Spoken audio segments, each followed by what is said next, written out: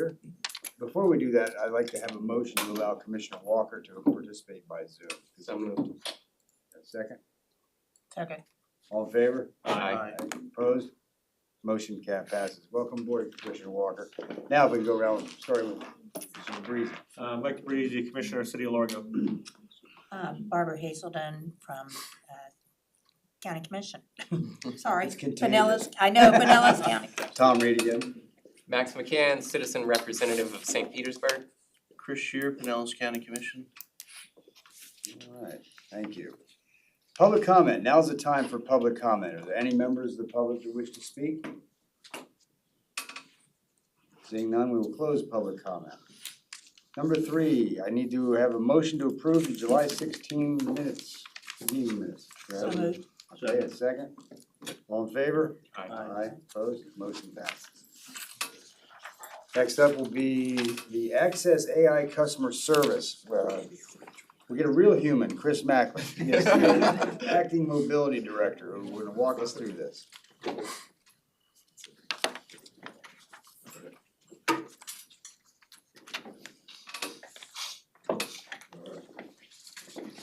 And I agree with you, yeah, I am a human being here, so. So, good morning, committee. My name is Chris Macklin. I am the Acting Director of Mobility Services, and I'm here today to seek your approval, it's an action item, to seek your approval of the Spare Lab contract to not exceed $134,000.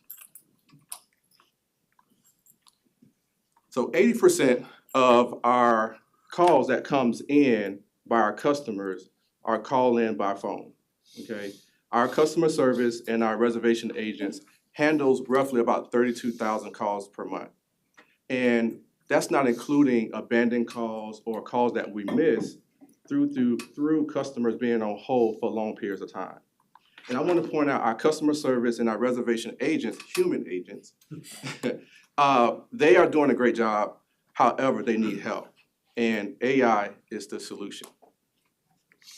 Now, there's 2 ways that customers can book their rides.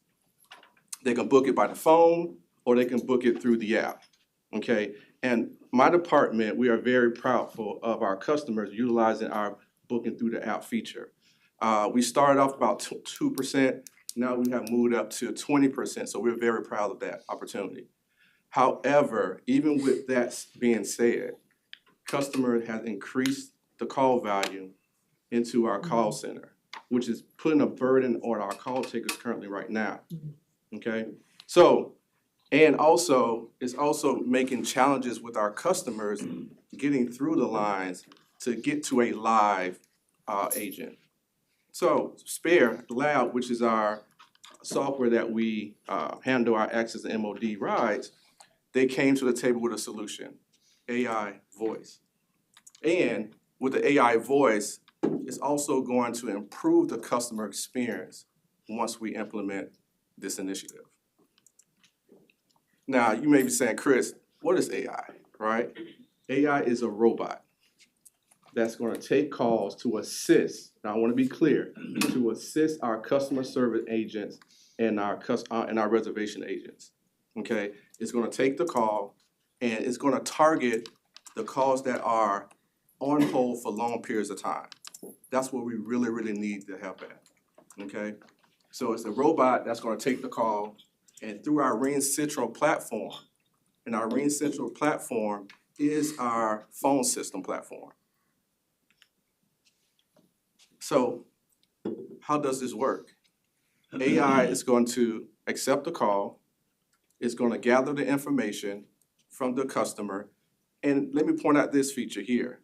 Spare, our current software platform, already has the customer favorite location, their preferences, their trip history. So once we implement AI, it's going to have that information already included in the AI voice feature to make the customer like the better experience. So the AI voice will already have that information. So once you gather the information, the AI voice is going to book the trip, and before it ends the call, it's going to ask a question. Is there anything else that you need for the AI voice to do to complete your trip? If not, it's going to end the call. I do wanna highlight again, the on-hold is averaging currently right now within my department, 3.5 to 4 minutes long. And that's just unacceptable for me, it's unacceptable for the department, and also unacceptable at PSTA. We don't wanna miss any calls. This is one of my favorite slides here. This represents what it's gonna look like live. What you see here with the blue hair, or purple, whatever you wanna say, blue hair individual, these are the live human beings, our customer service and our reservation agents taking calls. And calls that overflow between 3 minutes and 4 minutes, the icons, the phone icons are the AI agents that's gonna step in and assist our reservation, our call center in taking calls. Okay? And again, the main focus is taking calls that's pretty much overflow, that's calls that are on hold for long periods of time. And making the customer enrich their experience while they're interacting with AI. And I'm gonna pause for a minute because I have a treat for everybody here. Y'all like treats? Okay. I'm going to provide a live demonstration, a demo of what that sounds like. Okay, Ross? Thank you, Chris. I'm Ross Silvers. I'm our ADA and Community Relations Officer here at PSTA. Just so you know, since we don't have it set up here in Pinellas County yet, of course, we're borrowing CAP Metros from Texas. So I'm just gonna dial it as our customers would, and you'll see the experience. So it will be, the cues will be a little slightly different for us, but you'll get the idea.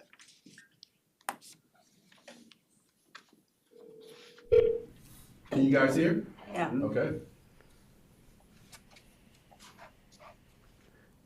You jinxed it. Let's try again.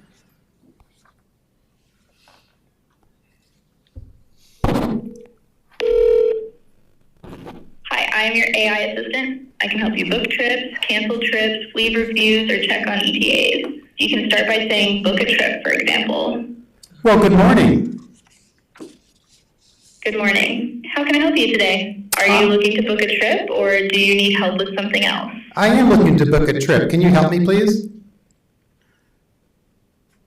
Absolutely, I can help you with that. Where would you like to be picked up from and where are you going? Can you pick me up from the University of Texas? Got it. You'd like to be picked up from the University of Texas at Austin. Where would you like to go? I'm kind of feeling in the mood for some Texas barbecue. Is there a famous place nearby I can go for Texas barbecue? That sounds delicious. Franklin Barbecue is a famous spot in Austin known for its Texas barbecue. Would you like to go there from the University of Texas at Austin? Let's do it. I'll arrange a trip from the University of Texas at Austin to Franklin Barbecue at 900 East 11th Street in Austin. Is that correct? You got it. Great. When would you like to book this trip? Please let me know the date and time you want to go. Let's go today at 11:30 a.m. Just to confirm, you'd like to book the trip today at 11:30, is that right? And would you like to be picked up at that time, or do you want to arrive at Franklin Barbecue by 11:30? That's the pickup time. Thanks for clarifying. Are you okay booking this trip for one adult with no special accessibility needs? I am. Checking available services for a trip from the University of Texas at Austin to Franklin Barbecue today at 11:30 a.m. for one adult. Please stay on the line while I read the details of the trip to you. I will wait for your confirmation before booking. The trip will be scheduled with the Austin service, picking you up from the University of Texas at Austin and taking you to Franklin Barbecue at 900 East 11th Street in Austin. Pickup will be today at 11:30 a.m. for one adult with no special accessibility needs. The cost will be free. Does everything look good to you? Perfect.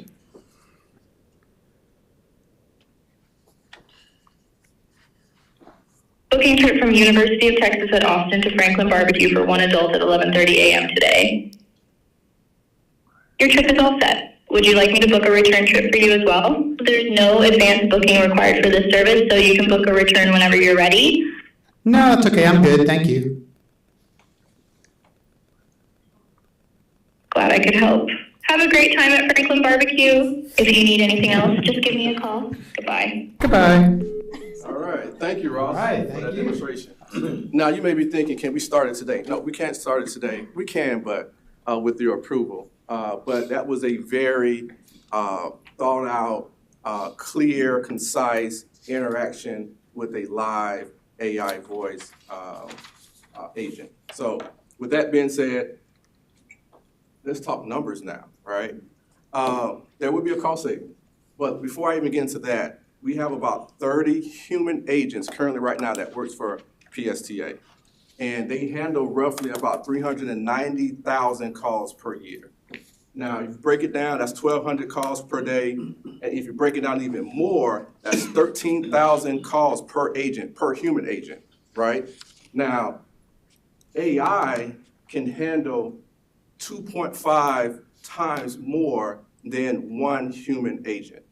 So that's roughly around 30,000 calls per year. And that's approximately 33,000 within the first year. So how did I get to that 33,000? The plan is to utilize AI only 8% per year. So out of the 390,000 calls, we're only going to use AI 8% of that. So 8% of 390 is between 31,000 and 33,000 within that first year. That's key to understand and key to know. So we are focused on overflow calls, calls that are abandoned, potential abandoned calls or missed calls. We're gonna have AI jump in, kick in to assist the human agents. All right. Now, we want to launch this next month. Spare is ready to make that happen with PSTA.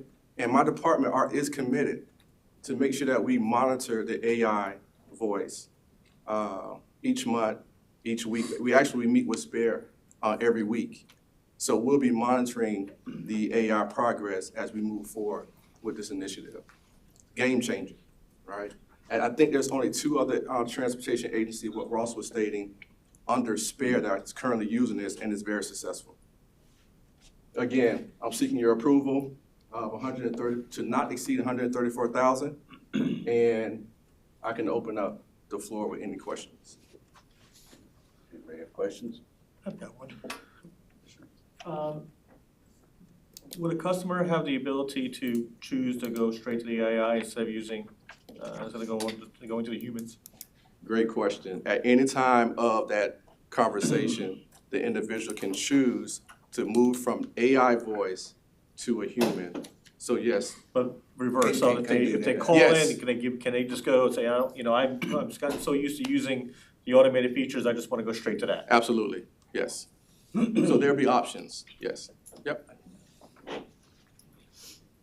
I have a quick question, just to double check my math based on what this is talking about, the calls taken by a live human versus the AI voice and the cost. So basically, we're saying that this, for $33,000 a year, is gonna do the work of $150,000 worth of employees. Am I understanding that correctly? Yep, sounds about right. But I want to be clear, this project, this initiative is to assist our current call system and staff. No, I understand, Yeah, but as okay. my point, extrapolating Yes, sir. the cost savings, it's basically capable of doing the Yeah. work of 2.5 people Yeah. for the price, okay. Yeah. Thank you. Anybody else have any questions? I'm sorry, Go ahead. is this requiring more phone lines, phone service, is this in? No, I mean, obviously, the AI voice system can handle multiple calls at the same time. Yeah. Versus a human. Mhm. It's pretty remarkable. So. Go ahead. That's all right, sorry. This is, this week, I had to call Best Buy. Because I wanted to cancel this Best Buy service that you pay extra, for. It's called My Best Buy. And I saw that it was automatically debited from my account from last year, and I thought, well, I'm gonna call there and cancel this, I don't need it. I bought the laptop last year, I don't need it. it was terrible. So I'm glad to hear this, this type, this quality, but, Best Buy, if you don't, try calling Best Buy, and, Was it AI? Try calling it. yeah, AI, it's terrible. And then once you And- cancel the service. Well, I know, I didn't tell it that. In fact, I called back because I knew we were gonna talk about this, and I said I wanted to talk about buying a computer. And it just ran me around in a circle there, and so anyway, I was, I'm glad to see such a nice presentation this morning and a pilot, I'm in a test call, because, you might wanna call Best Buy and you can see how bad it really can be. But well, anyway, so I just wanted to mention that,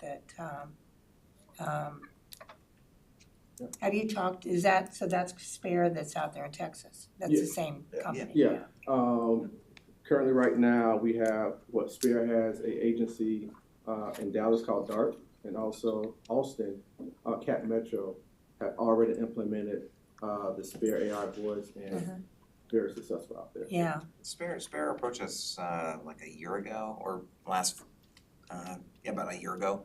And we got a free sample for a while and That's what it I was was gonna bad. suggest. It was not where it is now. The technology is really advanced. Especially, a lot of our customers are, when they call to go back home, they're calling like from a doctor's office or a restaurant or something Yeah. that's loud with a lot of background noise. It had problems with that and it was just problematic. But now it's really advanced. can we have a sample for maybe a month or two, but before entering into I'm glad you mentioned that. We are going to be, with your approval, the first 7 weeks, we're going to be testing it out again. But overall, we want to implement it for 2 years. But there will be a testing for up to 7 weeks. and you could cancel within We that could period? cancel. Yeah, we can, Yeah, There's an $18,000 setup charge. Yeah. So if we cancel, I don't know if we would get that 18,000 back, but yeah, we could cancel, it's not working. I just don't wanna see our nobody does, we don't wanna see our customers, in Best Buy land. So, Right, and that's why I stated before, we are meeting with Spare every week, even currently right now. So once we implement it, this will be like an action item on the agenda every week, so we can discuss the progress of the program, the service. Yeah. And of course, I'll be providing Brad with updates on a weekly basis. I think you should have employees call. And James Bradford is back there. Yeah. Thank you. Question? Okay. To Commissioner Hazelton's point, I just want to make sure that we have the ability to listen in live to callers, when it says this call may be monitored for quality Yes. assurance. And will we be doing that? Yes, sir. Okay. Yes.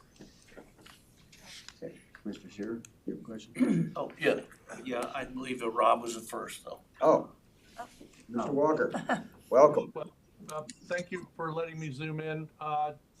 So this is kind of the trend in customer service in terms of implementing AI to gain some efficiencies. But my question would be, at the pace at which AI is improving, being upgraded, being updated, what kind of arrangement do we have to specifically get those upgrades? Do we have to pay for that on an annual basis, or is that incorporated currently in the fee?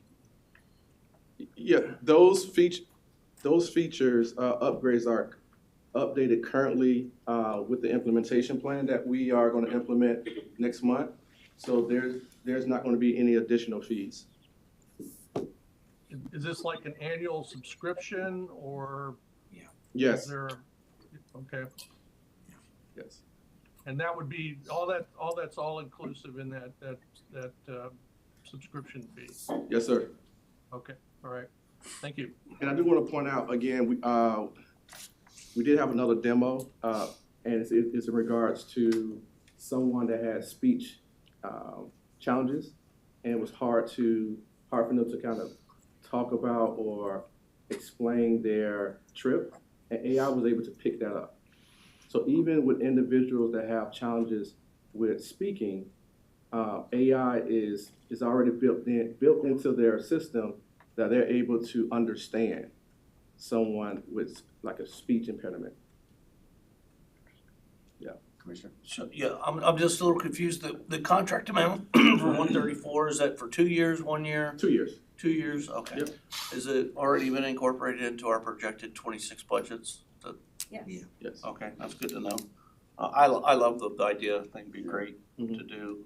One other question I had on our system, what we have now, if I get on a Southwest Airlines or something, call, they always give me the option to get called back. Do we currently have that, if it's gonna take too long to get a phone call, That's also included.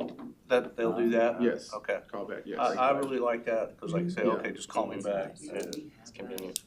Alright, well, I think this is a great idea, we should try this for sure. Okay. Anybody else have any more questions? Yes.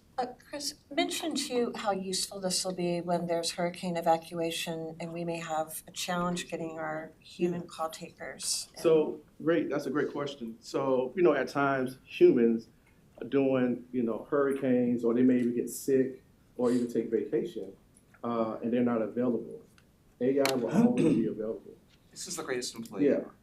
Yeah, doesn't call it. Yeah, so hurricanes, for example, and, AI doesn't live here, like in Pinellas County, it's Right. everywhere, right? Yeah. So, it just, we're ready to, take this leap, move forward. Like I stated before, this is gonna be a game changer for PSTA. Do I have a motion to recommend approval of Spare AI? So moved. Second? All in favor? Aye. Aye. Opposed? Motion passes. Thank you, Chris. Thank you, appreciate it. Next up is Henry Lukasik, Director of Maintenance, and Al Burns, our, wait, how do you say that again? Highly motivated, thank you. Thanks. We're talking about our new contract for janitorial supplies. Following AI with janitorial supplies. Anyways, we're here seeking recommended approval for a 2-year contract with 3-year options with our incumbent Imperial Date Paper, who has been supplying us with all forms of supplies, both here for our campus, our main terminals, paper products, trash bags, disinfectants, soaps, cleaners, degreasers. Not only just for our terminals and campus, but we also utilize these same supplies and materials in our service lane, which is responsible for cleaning and sanitizing our buses. Al will talk to you about the procurement method for this. Good morning, Mr. Chair. Al Burns, your highly motivated procurement director. We took a different approach in procuring this item, and you'll see that coming a little bit more frequently in upcoming months. We identified an existing consortium contracting vehicle called Omni Partners.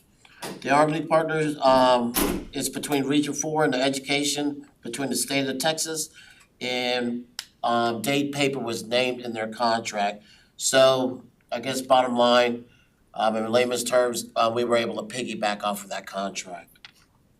The contract, it had met all, we vetted that with legal, BMO, and they gave us the green light to move forward with it.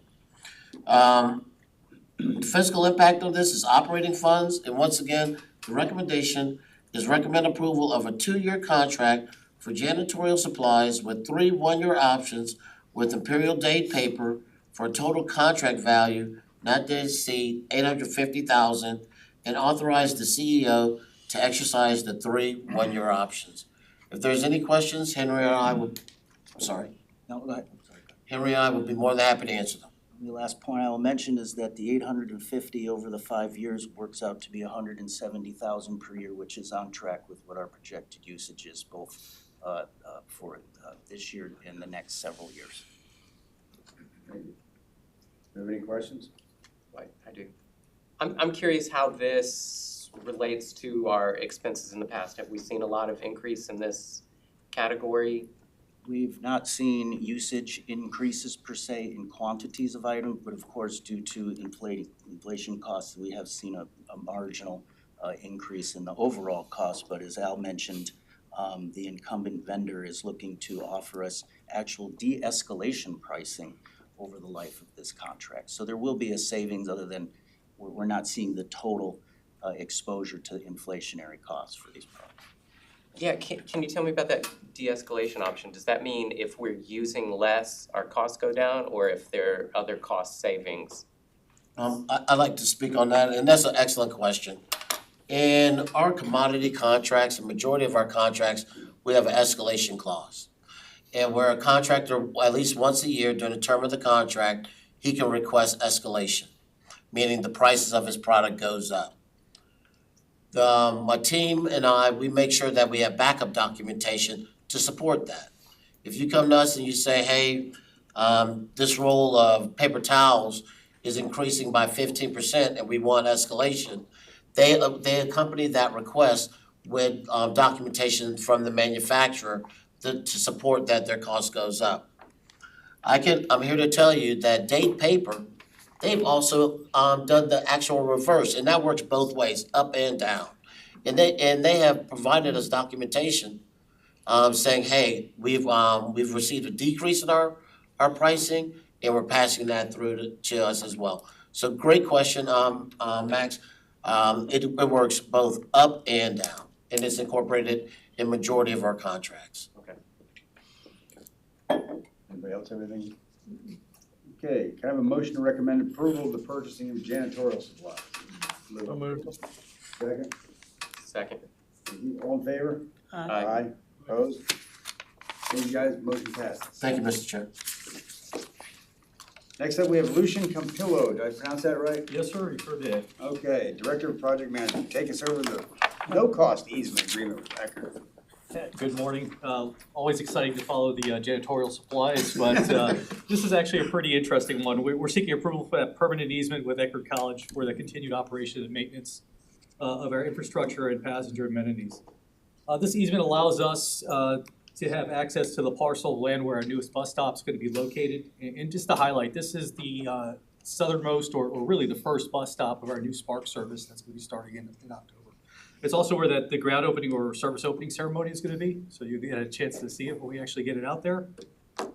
And you may remember we executed a construction agreement with Eckerd to secure our permit to allow us to pour concrete a couple months ago, just to make sure we're leading forward. But this is just a permanent easement that always allows us access to it throughout the life cycle of the asset. Any of your questions? That's really all I have for Eckerd College. Have any questions? Good. How about a motion to recommend approval of the easement agreement? So moved. Thank you. Can I have a second, please? Second. All in favor, say aye. Aye. Aye. Opposed? Thank you. Motion passes. Next, Lucian's gonna go over the Clearwater Station CSX construction agreement. Now, this one I'm really excited about because it's about Clearwater Station and it's about us continuing to move forward on that. I'm bringing before you today to recommend approval of a construction agreement between PSTA and CSX for an amount not to exceed $173,102. So with Clearwater Station in the construction phase, it's right next to the CSX track in downtown Clearwater. And in accordance with their documentation, we have to have a formal construction agreement with them. This is different than the board approved CSX license agreement we did late last year. I think it was December 24. And this agreement is specifically for the safety and compliance, the insurance, the undergrounding, the flaggers, the engineers, all the activities that's going to be needed to be complete construction next to the tracks. It's also important to note that the amount was budgeted and we presented this cost with you to the board during the board meeting when we asked you to approve the Clearwater Station contract. Right now we have the draft in the packet and it's been a long time coming to get to the draft. We should have the final, once we did the final drawing discussions on Monday morning, we should have the final here before Thursday to bring to the board. Any other questions? Any questions for Lucian on this contract? Okay, may I have a motion to approve, please? So moved. Thank you. Can I get a second? Second. Thank you. All in favor, say aye. Aye. Opposed? Thank you. Motion passes. All right. Next, we've got information technology items.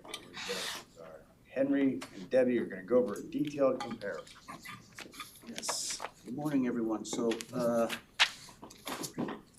There was a request by Commissioner Hazelton to have an overview of bus propulsion technology and types of buses and costs of buses, so I appreciate your patience.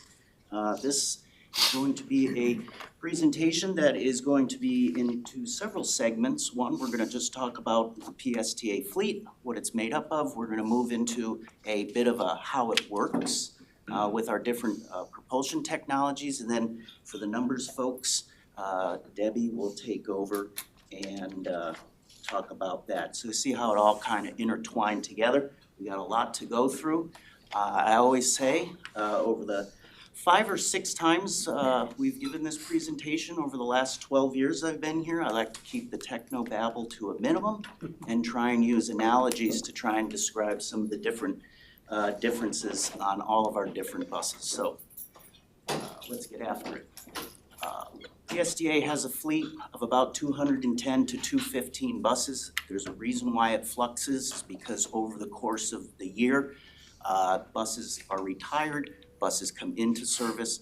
Generally, the fleet stays consistent on our heavy buses. And for this presentation, at least for the beginning, I'm only talking about buses in the PSTA fleet.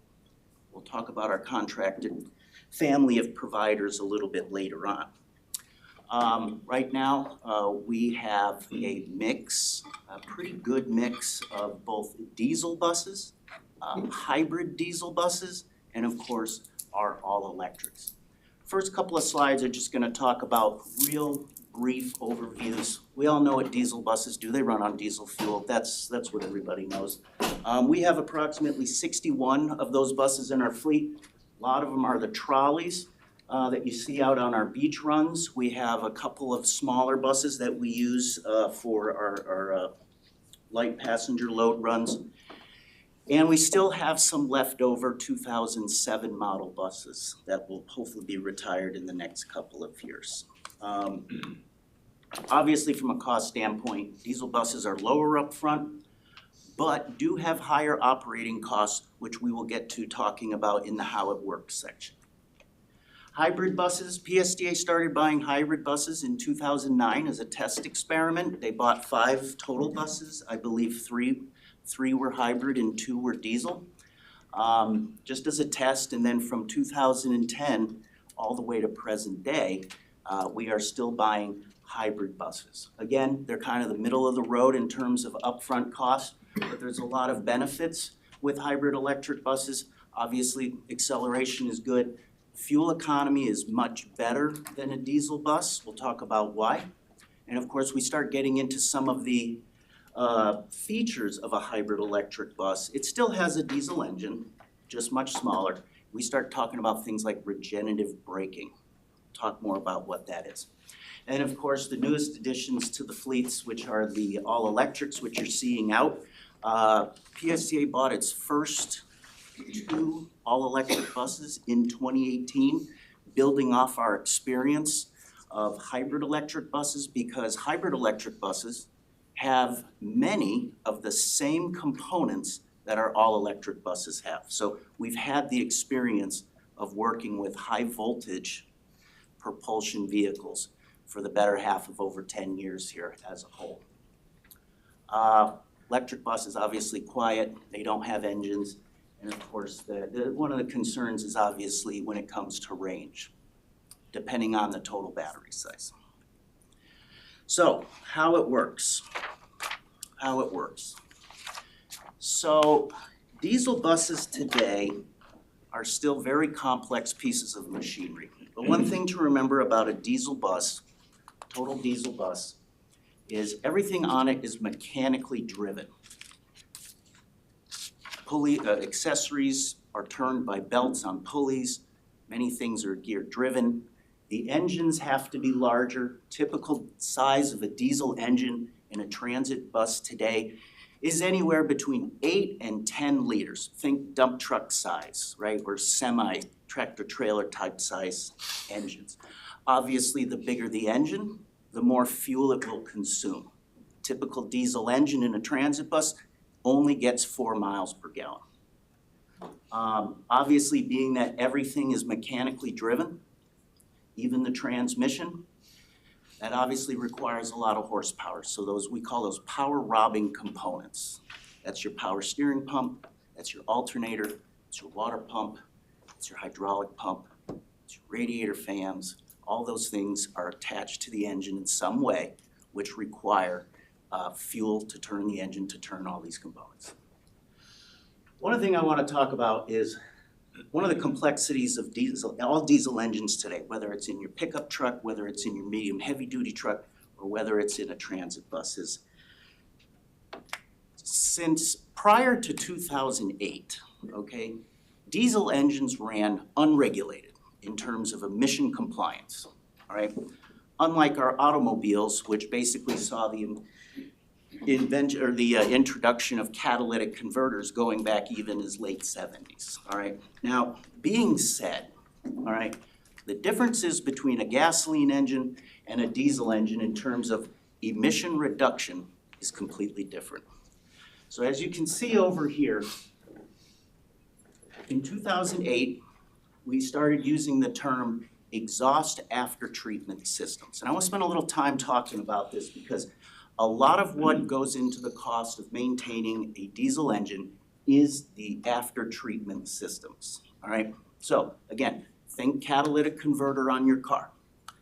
So when you burn diesel fuel, it produces particulate matter.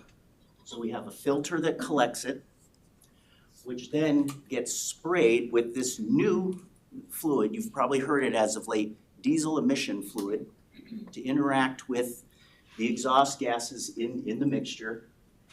It goes through a reactor, and then it goes through a catalyst reduction filter. Then it goes out the tailpipe. All to comply with today's emission standards, which is Tier 4 in diesel engines. 2008 was when we first saw exhaust after treatment. It was primitive on diesel buses. If you're there to experience it, it was crude. It was relatively untested in diesel engines as a whole. It was a very painful time to be in any maintenance department with these type of vehicles. It's since gotten better over the years, a lot better, but as everything has gotten more expensive. This typical apparatus that you see here can range anywhere between $10,000 to $20,000 just in hard parts alone. Not to mention, in today's modern diesel engines, they have to go through every so often a thing called exhaust gas regeneration. So these filters do plug up with matter and particulate, and you have to go through and actually activate what is known as regeneration, which is basically fuel gets put into that and it becomes a furnace. It burns off these particulate compounds at about 1400 degrees. So if you ever see our diesel buses, they have these interesting looking tailpipes up at the top that look like little horns. Those are called baffled diffusers, because when it's in a regeneration cycle, that exhaust gas is coming out at 1400 degrees. So it actually functions as a furnace. Hybrid bus. So it still has a diesel engine, but with a hybrid electric bus, we employ the use of batteries, high voltage batteries, to do several things. One, it assists the engine in its propulsion, making it go forward and backwards. So it acts as an assist, all right? The other thing it does is those batteries have now taken all of those mechanically belt-driven components and turned them into electrical components. So if I was to open up the rear engine compartment of a hybrid electric bus, you would say, what happened to all the belts and pulleys? And I would say, they're gone. Because the power steering pump, hydraulic pump, all those things that I mentioned before are now electrical. Those power robbing components are gone. Now, what does that mean? Well, we no longer need that diesel engine to be 8 to 10 liters in size. In fact, it drops down to about 6 liters, the size of an engine in a typical Dodge Ram pickup truck, which also has the same Cummins engine in it. So much smaller engine. Much smaller engine, no more power robbing components, means that fuel economy goes up to about 5.5 miles per gallon. You're probably saying, well, Henry, it's a 1.5 mile per gallon difference. In a transit bus, when doing fuel, that is a huge increase over and over and of itself. One of the things I want to point out is on our hybrid electric buses, the diesel engine is no longer mechanically connected to what we call a drive unit, what you would refer to as a transmission. Engine's not connected to the two. The batteries are what are connected to the drive unit to make the bus go forward and backward. The only thing this little diesel engine does is act as a generator to charge the high voltage batteries which go to the drive unit. Now, think of a generator at, say, your home. Generac system, portable generator. You know when you start it up, it just runs at a consistent cycle. One of the other reasons why we get a higher fuel economy out of hybrid electric buses is because what I like to call a consistent duty cycle. Let me explain. So if you're like me and I travel in from the beautiful city of Tarpon Springs on the scenic parkway known as US 19, okay, and I hit traffic, what happens during rush hour? Accelerate up, accelerate down, come to a stop. Up, down for, well, if it was yesterday, for an hour and a half and I went 10 miles. That's in my own car. A standard diesel bus with that big engine does the same thing. Goes up and it goes down. Think your RPM meter every time it does this. Up and down, huge swings, sometimes between 1,000, 4,000 RPM. On a hybrid electric bus, okay, that stays consistent, about 1,200 RPM the whole time, because the only thing that diesel engine is doing is providing high voltage energy to the batteries. So we don't have these huge RPM swings. We have a consistent duty cycle. The other reason why that's good for maintenance costs is because all those wear components that are on a diesel engine, they're all running at a consistent cycle as well. It's like when your car, if you're looking at a used car and it has 280,000 miles on it and you ask the owner, what kind of miles are these? And they say, well, it's all highway miles. And we're like, great, I love highway miles, right? Because you're on the highway, you're doing a consistent speed, less wear and tear. All right, all electric buses. The one thing I want to kind of point out here real quickly is all of the diesel engines in our buses are made by Cummins. And if you notice, in our electric buses, it's also made by Cummins. So Cummins, the big diesel engine manufacturer of the world, also does electric propulsion systems as well. So obviously, I don't have to talk too much about electric buses, but there's no engine, there's no moving parts, there's no pulleys, there's no belts, there's no nothing. What we do have is a drive unit, i.e. a transmission, that is connected solely to high voltage batteries. As you can see, buses come in a various wide range of different amount of battery packs on our buses. Our buses have seven battery packs, and the total onboard storage capacity is 686 kilowatt hours. That's how we measure the fuel tank of an electric bus. We have charging systems out in the parking lot. We have DC level 3s, 200 kW apiece. And thermal management is important in electric buses, especially with battery packs. Our battery packs sit in a compartment that is constantly air conditioned, cooled at 72 degrees Fahrenheit. That's the environment that they function. All right. So now that we know what we have and we know how it works, let's talk about pricing and we start getting into some numbers. When we talk about pricing of buses, as we've done over the years, one thing I want to point out is that the numbers that you see here on the next several slides, many slides, represent today's cost of the bus.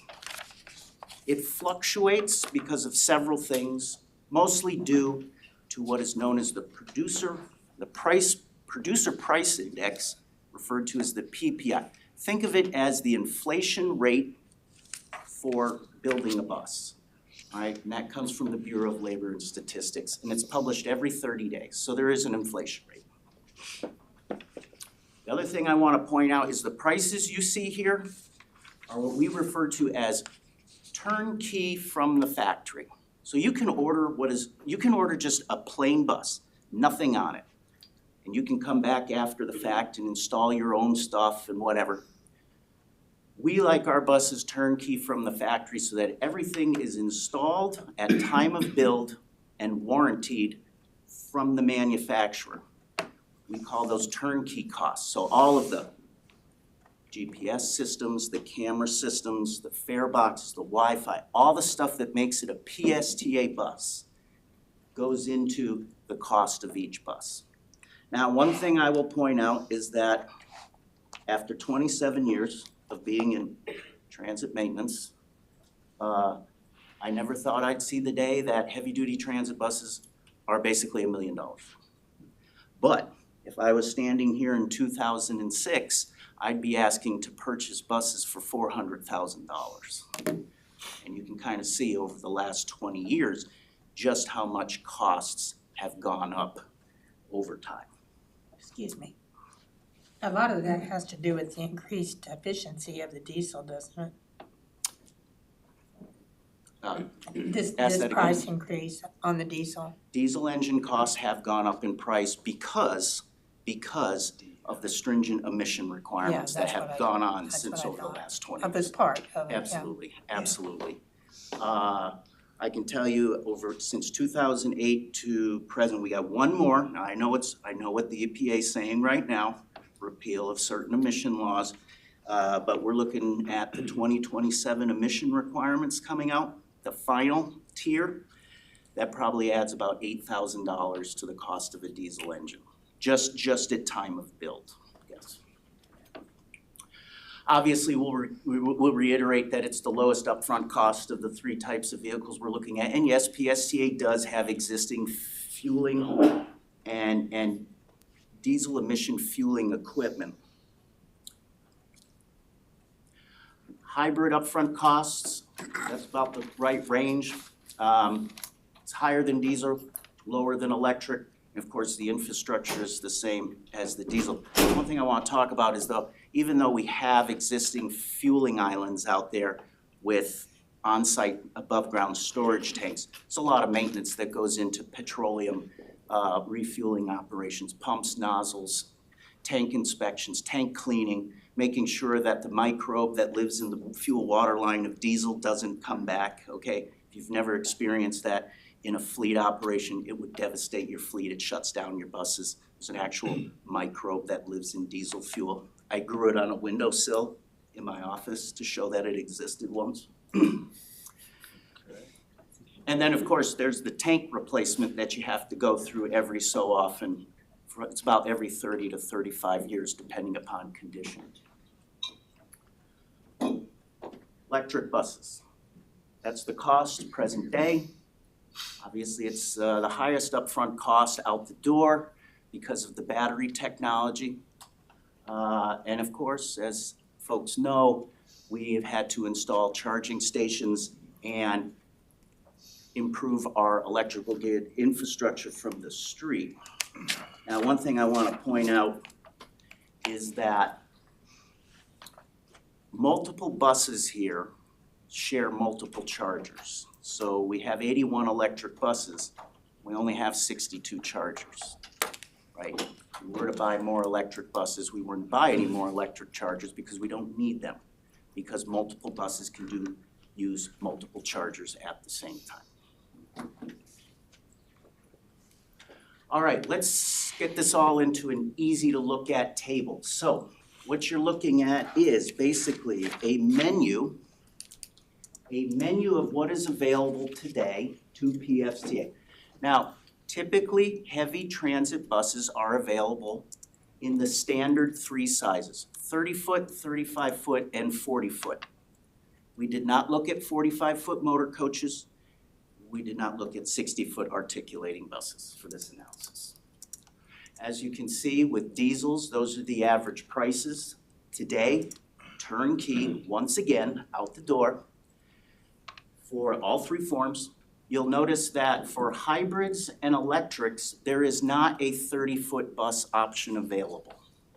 One thing I want to kind of point out is that from a costing difference between the two or three sizes, the overall size of the bus does not generate a lot of additional costs. In this case, size does not matter in terms of the cost. It's negligible. It's basically 5 feet, which doesn't add much to the cost of the bus. Infrastructure cost, you see that for the most part, it's low with diesel and hybrid. It's high with electric. Incentives, what do we mean by incentives? That's grants, that's credits, that's rebates, that's all sorts of stuff. The electric, it was high. Now not so much, it's about medium now. And the relative upfront cost. And Debbie will start going over the numbers. Thank you, Henry. Henry's just done a very comprehensive review of our three bus types, which are capital assets, the diesel, the hybrid, and the electric.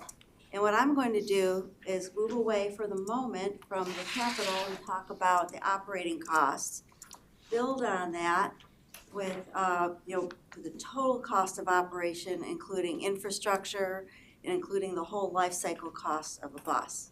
So let's start by taking a look at the operating cost for one bus for 1 year.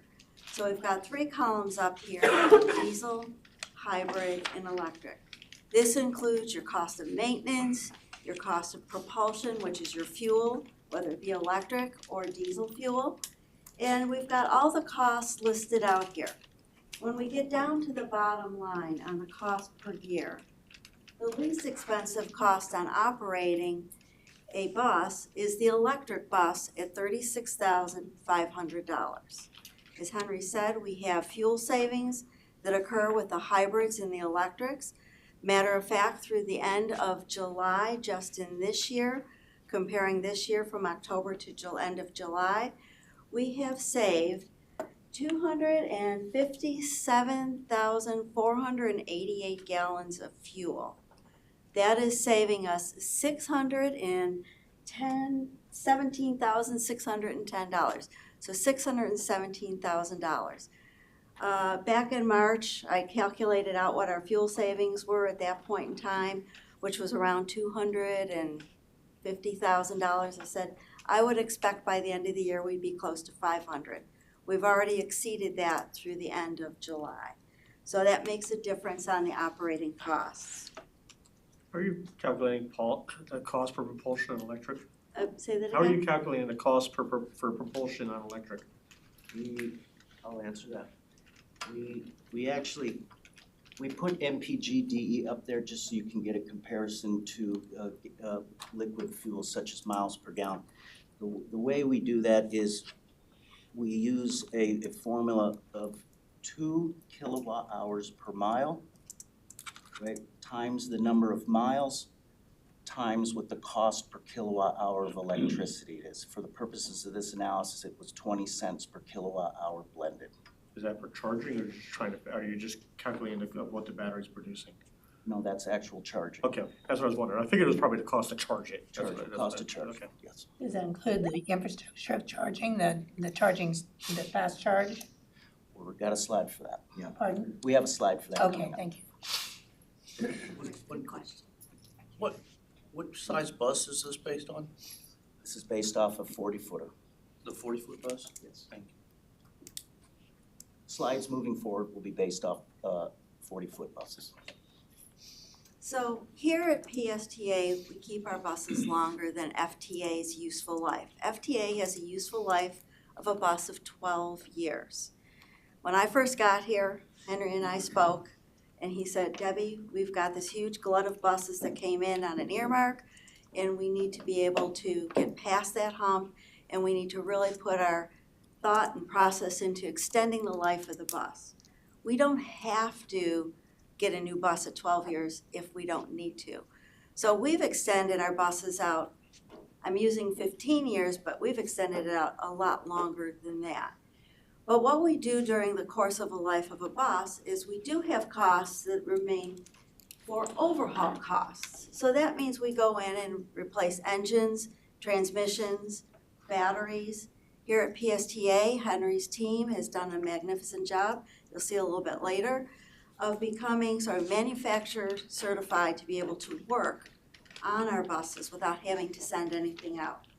So when we look at the total cost of the diesel, the hybrid, and electric over the life of the bus, the total life cycle cost of just operating, you will see that the electric is coming up with the least operating costs, followed by hybrid and then diesel.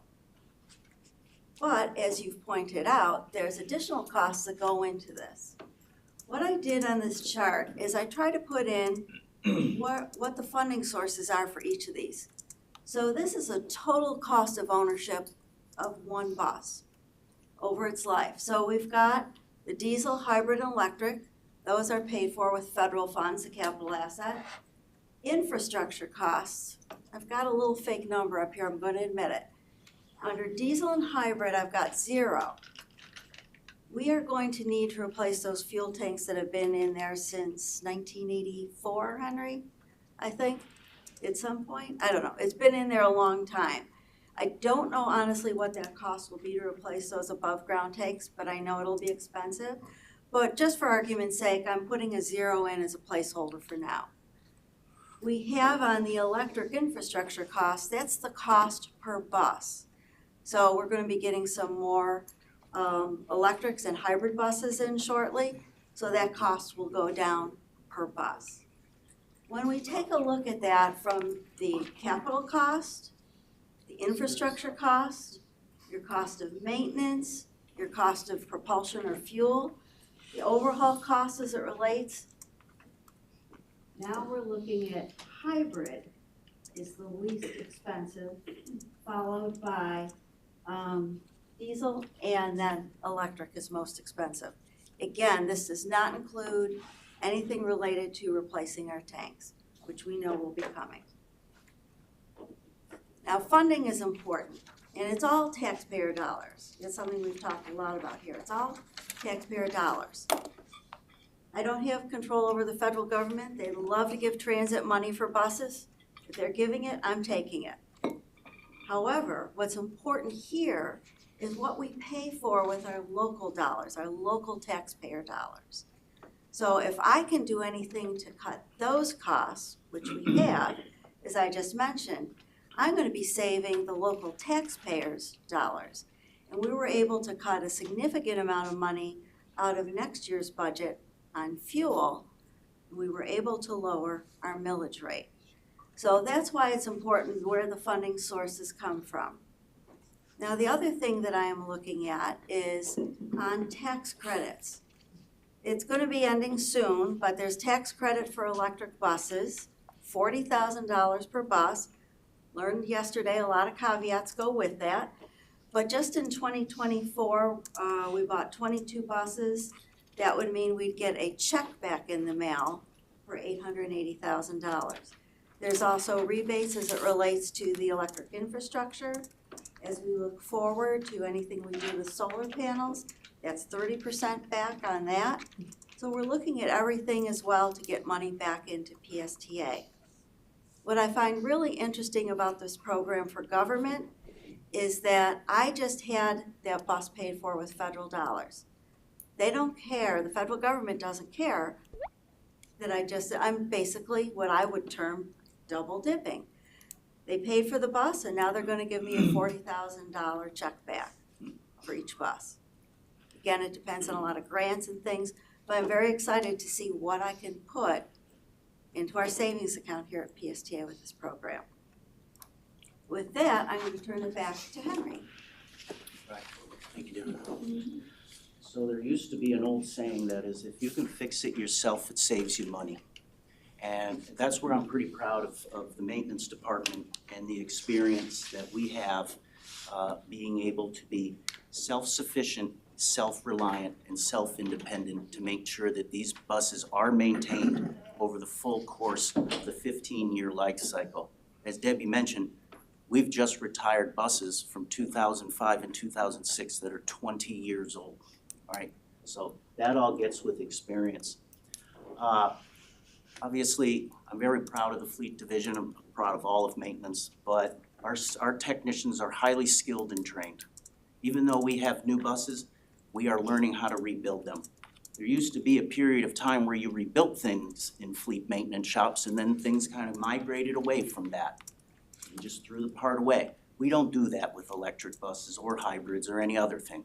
We found out the right parts and the right systems that should be rebuilt, that can be rebuilt, and that saves money as well. One of the other things, kind of working off Debbie in the previous slide, is right now PSTA has 84, or will have very shortly, 84 brand new buses that do have warranties, factory warranties, okay? Now, there is not a Gillig dealership like a Ford or a Chevy or wherever you buy your car. So what we've worked out with the manufacturer is that when there is a warranty claim, all right, we get sent whatever part is needed to fix it, and then we perform the labor at an upcharge rate, and then we bill back the manufacturer to recapture that labor rate.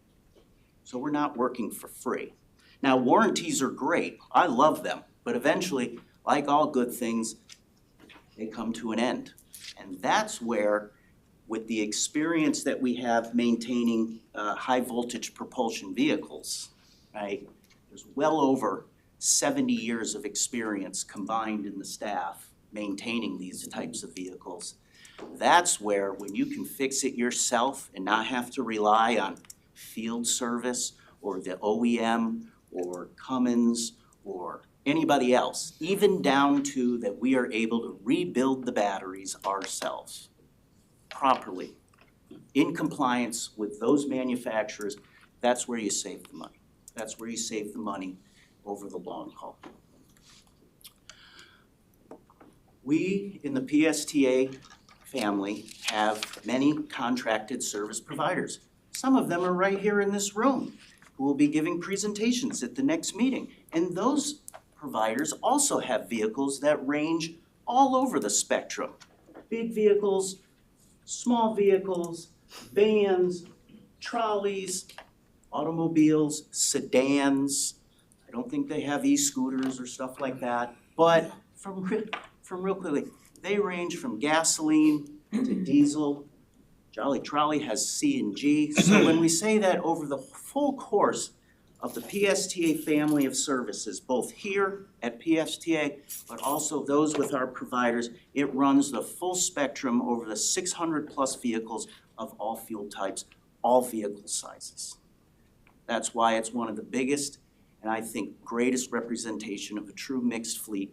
And as you'll hear me quoted, I've said over the years, from time to time, right vehicle, right application. Well, it's hurricane season and it's been somewhat active as of late. And you know what? Nobody likes hurricanes. I don't particularly look forward to them, and I don't think anybody else either. But like last year, we got impacted pretty good here. So when you run a mixed fleet, you're not necessarily dependent on any particular source of propulsion power. And as you're here for some of our, as we move through these presentations in the future, you'll hear me use that word propulsion power, which basically represents whether it be gasoline, diesel fuel, electricity, what have you, propulsion power. So we've had electrical grid outages last year. The port was disrupted for a period of time. But having that mixed fleet, if there's ever one type of propulsion power that is disrupted for whatever reason, okay, that we have other buses that can step in and fill the gap need. If we ever ran out of diesel fuel, we could use electric buses. If we ever lose power, yes, we have a backup standby generator, okay? And we could obviously move to diesel. Now, and then there's the third thing, which we've mentioned this over the past several years here. It's a developing technology, but if you remember from the How It Works segment of this presentation, the hybrid electric bus, basically just having an onboard generator, that the potential does exist that you could turn that into just one big massive Generac. And you could plug it into a facility if you lost power, and it could charge the facility or the fueling station or what have you. The components are there. Obviously, the fine tuning has to come, and that's been talked about for 7 years in several panels that I've been on. So we call that true resiliency. So last but not least, mentioned the mixed fleet. The fleet right now is optimized to minimize the overall costs. You heard my analogy of the US 19 example. I'm sure that exists all over the county. As I was driving in today, I happened to be still sitting there, and there was an electric bus on my right side, and there was a old diesel bus of ours behind it, and my car was running, of course, and the diesel bus was running, just sitting there. The electric bus was not running, so there's that fuel savings. Just a good analogy of how that is. I actually contemplated turning my car off, but then the air conditioning wouldn't work, which wouldn't be good. Modern diesels obviously have challenges. They are not, to throw my one techno term out there, they are not the two strokes of yesteryear, right? These things are highly sophisticated pieces of equipment, and the diagnostic systems on there, you're basically using a lot of laptops to find out what goes wrong with them. Hybrid buses look to be the most cost effective, but there's a case to be made that electric buses save money on fuel and base maintenance. And of course, this one right here.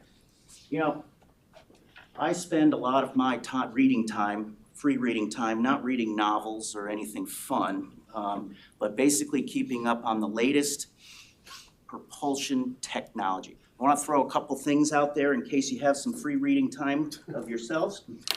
I want you, if you're interested in diesels, I want you to research the Cummins X10 fuel agnostic engine lineup. Now, what does that mean? That means Cummins is basically going to take the same lower end of an engine, and whether or not you want CNG, diesel, gasoline, combustion hydrogen, they'll fit those components on the top for you. It's one of the most sophisticated engine platforms. It is completely untested. We believe it's coming out in 2027. Stay tuned for that, or go check out their website. It's really great on paper. It's really great. But as you heard me mention, combustion hydrogen engines, not fuel cell, actual engines that run on hydrogen gas, like a regular engine would. That's coming down the pike. In fact, I believe that Cummins is looking to find some test subjects in Florida. We will not be testing that here. We don't have the experience with pressurized gaseous fuels. Maybe across the bay where they run CNG. So I hope that was covered all the bases, and as always, Debbie and I are here to field any questions that you may have. Thank you, Henry. That was very informational. Anybody have any questions for Henry? A couple. The electric buses don't have regenerative braking, are they? Yes, I'm sorry. Thank you for, yes, they do. In fact, they have it greater than the hybrid electric buses, so much that when we talk, and I forgot. It was not, it was on one slide, but not It was. So what is regenerative braking? Regenerative braking basically means that when an operator takes their foot off the accelerator pedal, rather than apply the brake, okay, the bus naturally comes to, it slows down on its own and could actually come to a stop on its own. So that saves on brake life, wear and tear of wheel and components. Now, that energy is known as kinetic energy.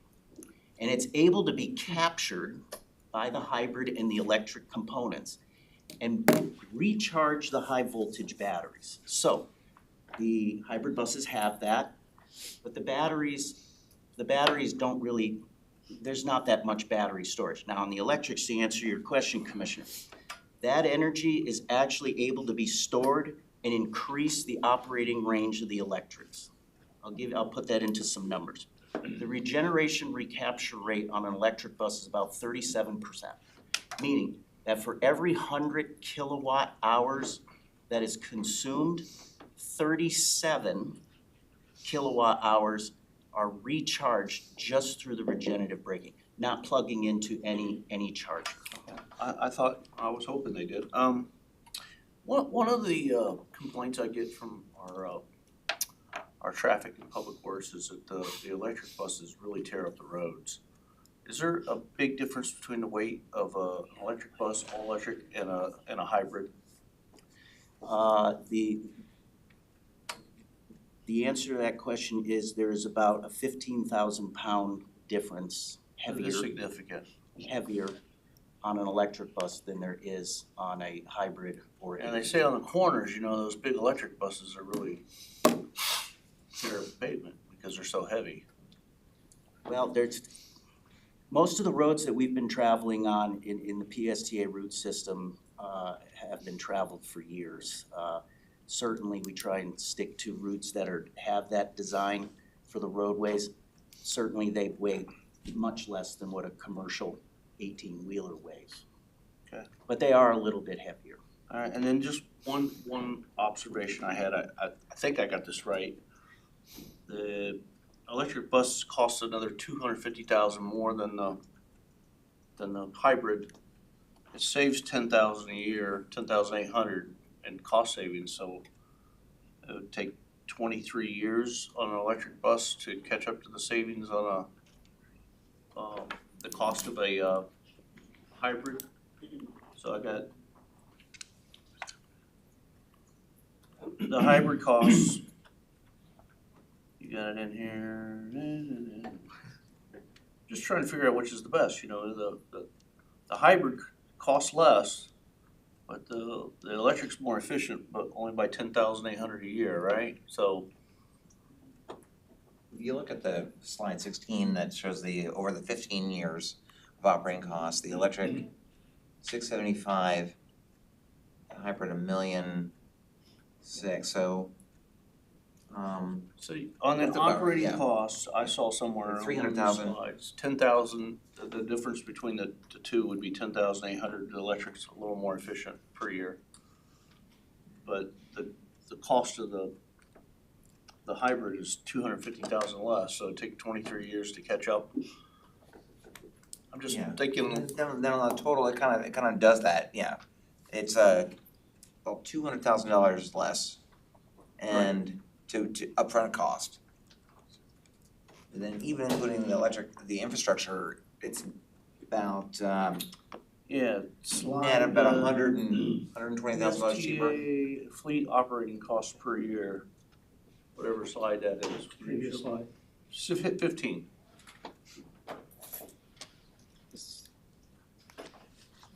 So anyway, slide 15 shows a $10,800 electric's a little more efficient, but if I divide that savings into the cost of the buses, it takes 23 years to get. Looks to me like hybrid's the way to go when you buy new buses. Seems like. I didn't know if that's the way this thing was going, but that's what it seems to me. Yeah, that's what I see too. The hybrid seems to be the sweet spot, yeah. So you're right on an annual basis, so over the life of the bus, there's about 385,000, there's a significant difference over the life cycle of the bus. You have to do an overhaul. So if you're spending $200,000 more up front, you've made that up plus a lot more over the life of the bus. Yeah, time value of money and stuff like that too, so. When he's done. That's it, I just wanted to make that. Because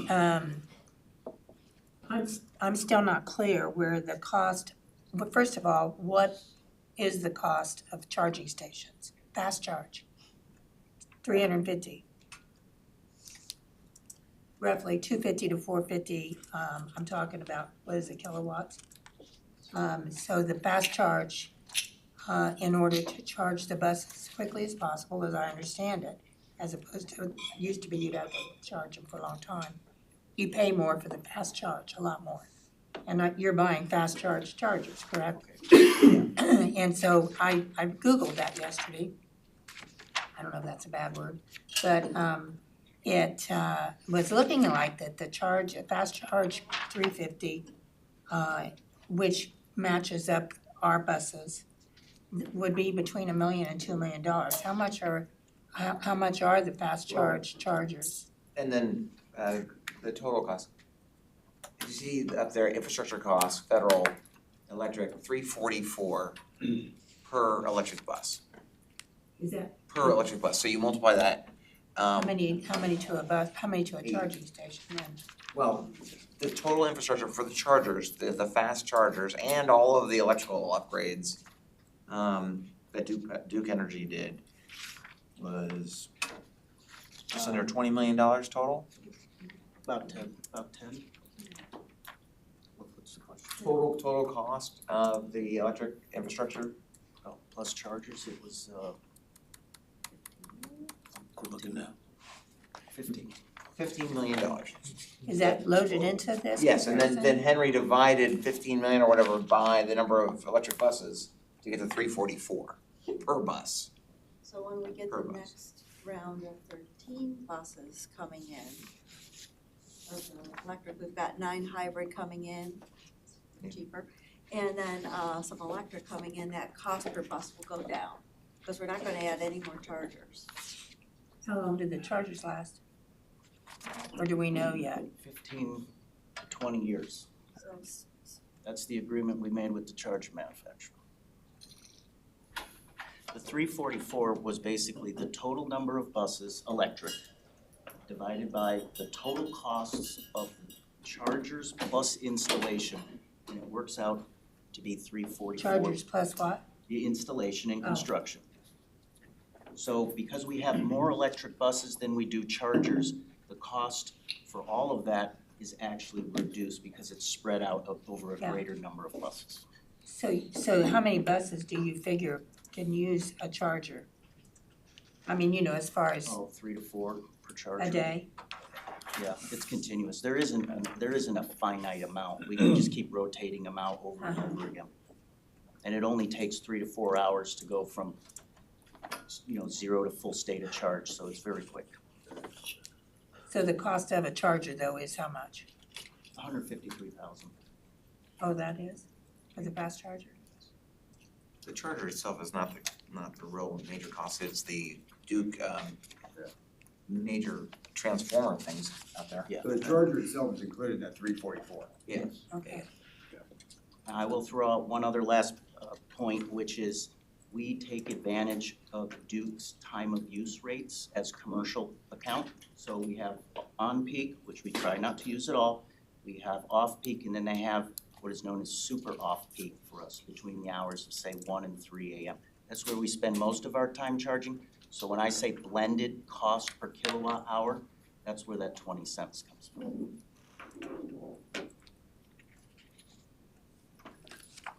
So, question related to the cost comparison. As I look at the total cost of ownership, with the electric buses being at $2.5 million compared to, hang on.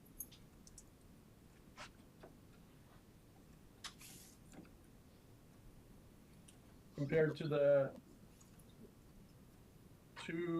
hybrid buses.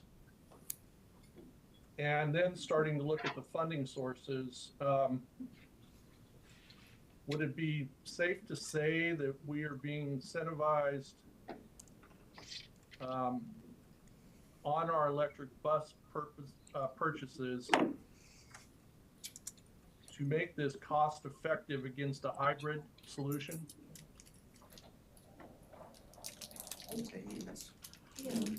Yes, because all three types are being paid for by the federal government. We're being incentivized, at least for the near term, to get money back on the actual cost of the bus from the federal government.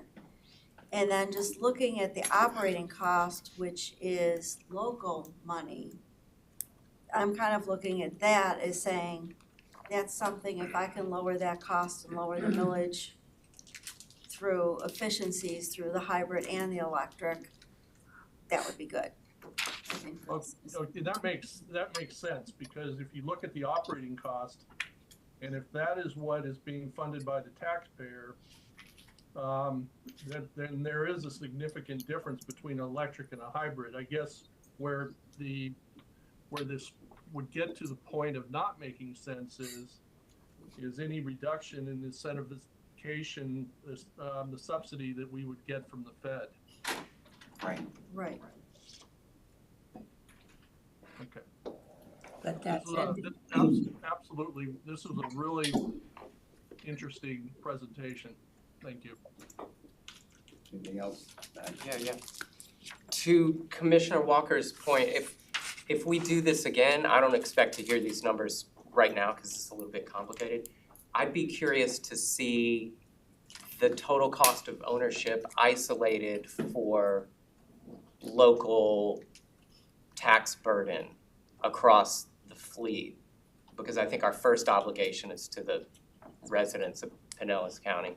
Again, I know that's a big ask. I don't know if this is going to the full board. If it is, that's my humble suggestion. Feel free to disregard it if you don't think it's helpful. Only other quick thing I wanted to mention is we were talking about the weight. I wanted to get a picture of the difference in weight of electric buses as a whole, a number more like a percentage, because 15,000 pounds doesn't mean anything to me. What's the whole? What are we talking in terms of the total weight of the buses? And I don't need an exact percentage. Total weight diesel versus hybrid. Yeah, the versus the electric. GVWR, gross vehicle weight rating of a 40-foot hybrid and 40-foot diesel bus is approximately 38,000 and change. that's the difference? 38,500 pounds. The weight GVWR of an electric bus is about 49,000 pounds. Okay, got it. But that's GVWR. What is the weight difference between the actual unit? What's the curb weight of a diesel versus the curb weight of an electric and a hybrid? It's about 30,000 for the hybrid, and it's about 40,000-ish on the electric. So they're 30% heavier. I use the GVWR because we always assume that it's a fully loaded vehicle. But if you're talking curb weight. Yeah, just as a comparison on the weight difference. Because then you're gonna hit your GVWR quicker in the electric. 30% more. If you have full load. Like 30%. Yeah, 30% more Okay, weight. this is, again, this is really helpful. I like this. This is great. And thank you, Commissioner Hazelden, for recommending this, for bringing this up. We are coming up on a hard stop here in a few minutes. We're gonna so- take this to the board next week, I hope. Yeah. Okay, thank you. Is that okay with you, Al? Yeah. Yeah, thank you.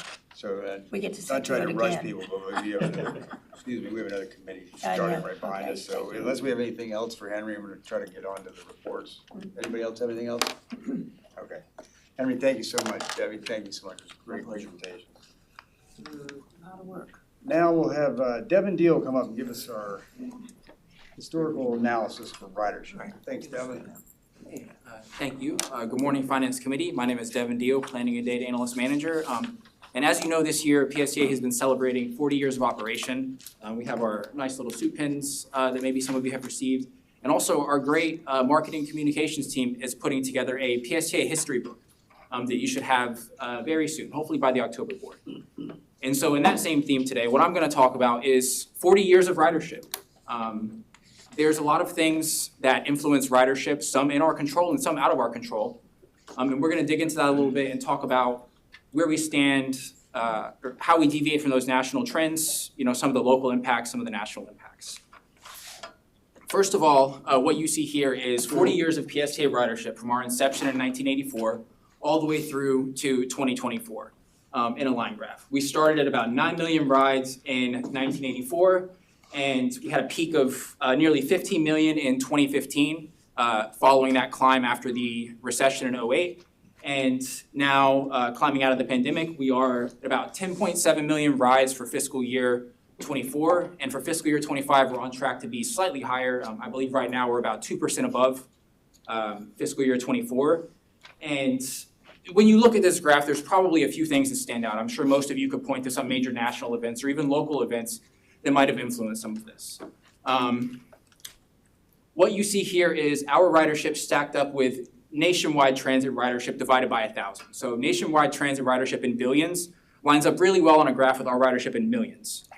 So the blue line again is PSTA ridership, yellow is national ridership. So you can see similar trends really following the national spikes about the same time that we see our own ridership spiking, and then coinciding with large drops nationally, we see similar drops. So what is causing some of these? I will start with some of the national trends that are out of our control. One of the first large spikes we see that stands out is following Hurricane Katrina nationally, we had a surge in gas prices. We saw record high ridership for PSTA's first 21 years of our history following those really high gas prices after Hurricane Katrina. Another event that you can see causing a large spike in this graph is the 2008 crash.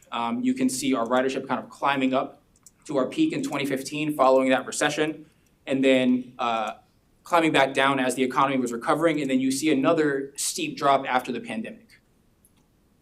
Our drop during the pandemic was not as significant as nationwide. Nationwide, transit ridership went from about 9 billion to 4.8 billion. We went from just over 11 million to about 10.1 million. So we were in a single-digit percentage drop. Nationally, there was almost a 50% drop in ridership. So these are some of the large national trends. Now we'll talk about some of the local trends or things that PSTA directly did that we could say impacted our ridership. We see, so after that spike in ridership in 2008 in the crash, we cut service due to budgetary constraints in 2009. And while in an economic crash, you would likely expect to see transit ridership increase, we saw a steep drop following that crash in 2008, possibly in response to our service cuts. Following the height of our ridership in 2015, we saw one of the largest year-over-year drops in PSTA ridership in history whenever we increased our fares to $2.25, which was the highest in the state of Florida at the time. We see following fiscal year 19 going into the pandemic in fiscal year 20, a large drop. We reduced service there, coinciding with the pandemic. We didn't have as many buses on the road. And then we were fare-free in the next fiscal year following the pandemic. And so we see a decent recovery in ridership, a little bit better than what you see nationally. And then we've reinstituted fares again in fiscal year 22. And we dropped to what was PSTA's lowest ridership in about since the 90s. And then following that, we again saw our largest year-over-year percentage change in ridership when we launched the Sunrunner. That new service added about 1 million rides in fiscal year 23 and kind of bumped us back up over 10 million. So there's a lot of things in our control and a lot of things out of our control. Whenever you look at all of these on the graph together, it tells a really good story. We again see our ridership peaking at what was the highest in 21 years after gas prices surged in Hurricane Katrina. The prices stayed elevated, if you guys remember, and our ridership continued to climb through the 2008 crash. In response to the economic situation in the crash, we reduced service and lost ridership. We started to recover some of that ridership as the economic downturn was still going on, and then we can see coinciding kind of with the economic recovery, we increased our fares, and likely with the economic recovery, demand for transit would decrease. So the combination of increasing our fares and a decrease in demand as the economy recovers could explain part of that really large drop there. And then following that fare increase, we know it takes time to see new service or fare changes, service changes for that ridership to kind of normalize and reach a baseline again. And we started to see that until the pandemic. Then we dropped, cut service, went fare-free, got a little spike from being fare-free. And then again, we see in response to a fare change, once again, we had a significant drop in ridership when we reinstituted fares. And that was again rebounded by the summer to bring us back above 10 million rides. So all of that just laid out, we can see both things in our control as an agency and out of our control that influence ridership. The number one percentage change in ridership year over year was us launching our new service this summer. Part of that is because we were at a very low number before we launched that service due to the decrease from the pandemic, but percentage-wise, it's still our largest change year over year. We restored fares post-COVID and caused our largest ridership drop in PSTA history, percentage-wise. The first item out of our control on this list would be the COVID pandemic. Next would be the gas prices surging in the housing market. And then once again, we see a response to PSTA policy and our fare changes having a significant negative impact on our ridership. So I hope that provides some context and an interesting little bit of PSTA history. And with that, I'm happy to take any questions. Any questions? And we're gonna have to wrap up this meeting and carry anything over to the next, because we've got the planning committee coming up after. So if anybody has anything for Devin, no, any commissioner Thank you, or Devin. announcements Yes, or ma'am. anything Thank like that? All right, if we can carry everything on the agenda to the next meeting, we're going to adjourn this meeting, and the next meeting, September 24th at 9 AM. Thank you all for being here. Thank you. Thank you.